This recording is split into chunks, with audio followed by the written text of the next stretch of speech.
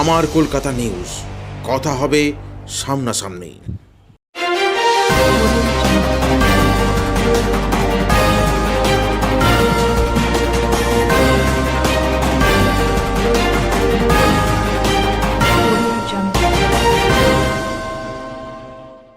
আসন্ন 10ই মার্চ তৃণমূল কংগ্রেসের নেত্রী মমতা বন্দ্যোপাধ্যায়ের ডাকে কলকাতায় জনগর্জন সভার প্রস্তুতি জনসভা অনুষ্ঠিত হল সপ্তগ্রাম বিধানসভার অন্তর্গত হারিট অঞ্চলে।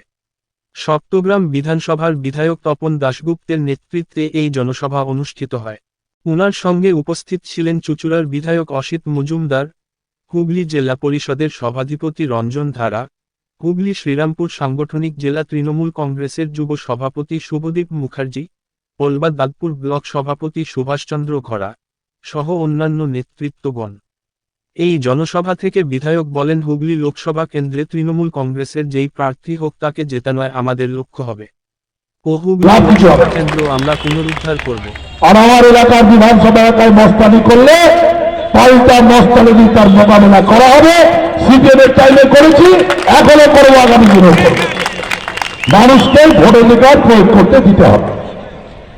আমি আশা রাখি আমার বিধানসভায় গত লোকসভা নির্বাচনে আমি পিছিয়ে ছিলাম, এবছর সেই যেটা পিছিয়ে ছিলাম 10 তারিখের আমাদের সাধারণ সম্পাদক সর্বভারতীয় তৃণমূল কংগ্রেস এবং আমাদের সর্বোচ্চ নেত্রী মমতা বন্দ্যোপাধ্যায়ের ডাকে আমাদের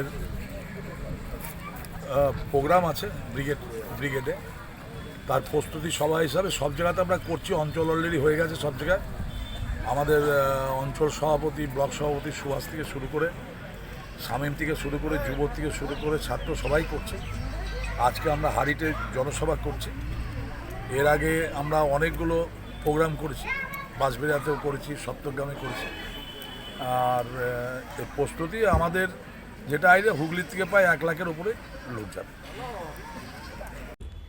আমার কলকাতা নিউজ, কথা হবে সামনাসামনি।